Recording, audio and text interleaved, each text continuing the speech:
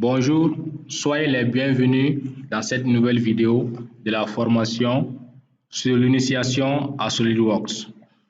Dans la vidéo précédente, nous avons vu les fonctions appliquées, l'outil Nervure. Dans cette nouvelle vidéo, nous allons passer à un test de niveau. Donc, nous allons voir le niveau de tout apprenant depuis le début de la formation jusqu'à maintenant. Nous allons voir si tout ce qui a été dit a été bien assimilé. Bien. Pour cela, nous allons passer à l'énoncé. Alors, pour le test de niveau, ça se fera en deux parties. Une partie théorique et une partie pratique. La partie théorique.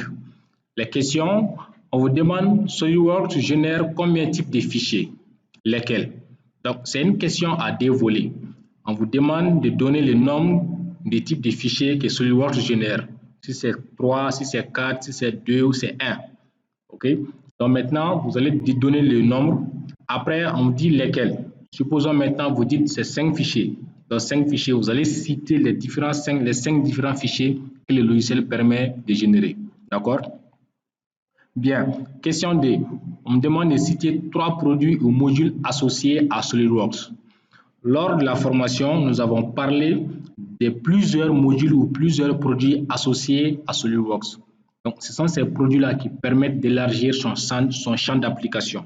Donc, on vous demande de citer seulement 3 de ces modules-là. D'accord? Troisième question, on vous demande de citer et expliquer 5 fonctions d'esquisse que vous connaissez. Nous avons vu plusieurs fonctions d'esquisse. Alors, parmi les fonctions d'esquisse que nous avons vues, on vous demande de citer 5 de ces fonctions-là. Après les avoir citées, maintenant, vous allez les détailler. Quand vous dites fonction, temps, donc vous allez expliquer ce que fait cette fonction d'esquisse. D'accord?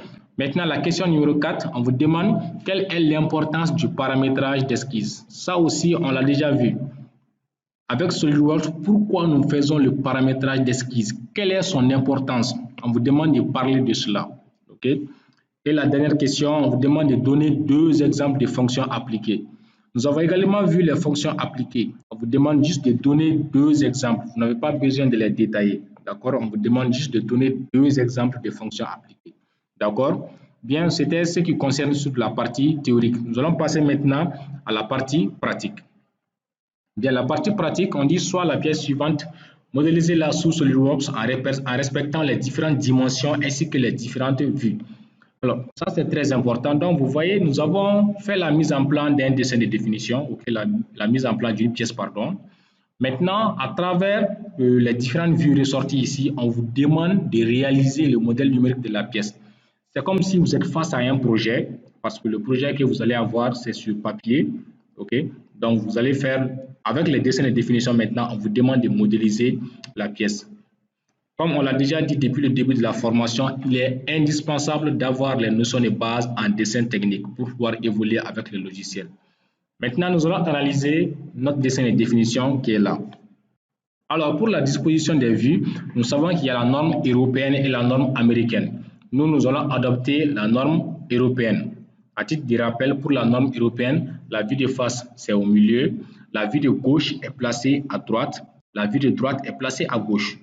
La vue de dessus est placée au-dessous et la vue de dessous est placée au-dessus. La vue d'arrière, elle est facultative. D'accord? Donc, nous avons pris simplement 3 vues.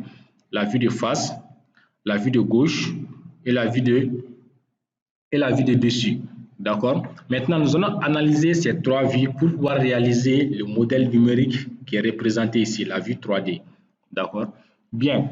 Si nous analysons d'abord la vue de face. La vue de face, vous voyez ici, on doit déterminer la longueur et ici la hauteur. Donc, ça, on peut retrouver ces mêmes normes, ces mêmes dimensions plutôt sur la vue de gauche ou sur la vue de droite.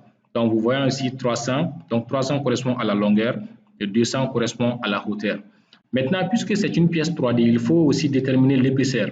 Donc, l'épaisseur peut être déterminée sur la vue de dessus qui est représentée là. Donc, on a une épaisseur de 300 mm. D'accord? Maintenant, les autres détails, nous les retrouvons sur la vue de face.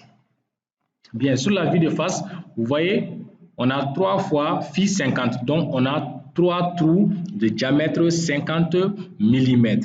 D'accord? Donc, voici ces trous qui sont alignés. Et sur ces trous, on voit encore 3 fois arc 5 mm. Donc, c'est un code qui est à déchiffrer. Donc, sur ces différents trous, on a un arc de 5 mm. Ça, c'est une fonction qu'on a vue dans SolidWorks. Maintenant, c'est à vous de déterminer quelle fonction il faut appliquer pour obtenir les 3 fois 5 mm ici. D'accord? Ensuite, nous voyons la distance de ce côté et le milieu de ce cercle-là, c'est 50 mm. D'accord? Ensuite, on a l'anthrax des cercles. Donc, la distance entre les origines des différents cercles, c'est 100 mm. Nous retrouvons ici 50 mm qui est la distance entre l'origine de ce cercle et ce côté-là ici. Ok, ce trait qui est là, donc ça fait 50 mm.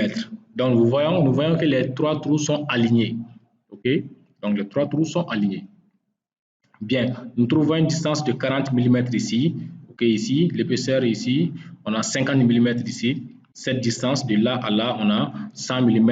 Et au sommet ici, on a un petit rayon de 5 mm. D'accord?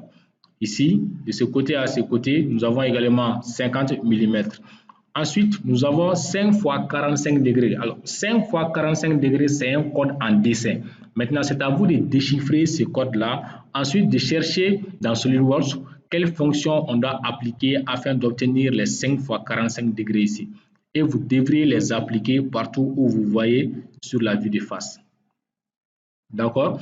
Et après, cela, donc, la modélisation 3D, vous allez la faire plutôt en vous basant sur les différentes données. Il est très important, on a dit de respecter les dimensions et les différentes vues. Ici, vous voyez, ça c'est la vue de face. Maintenant, si c'est la vue de face, dans quel plan on doit dessiner ces profils-là? Ok, donc ça c'est important. Vous allez faire toutes ces analyses-là afin de pouvoir réaliser le modèle 3D. D'accord? Bien, donc c'est ce qui constitue notre énoncé ou notre test de niveau, la partie théorique et la partie pratique. C'était tout ce qu'on devrait voir dans cette vidéo. Dans la prochaine vidéo, nous allons passer à la correction de l'énoncé et nous allons faire la correction en 2 parties.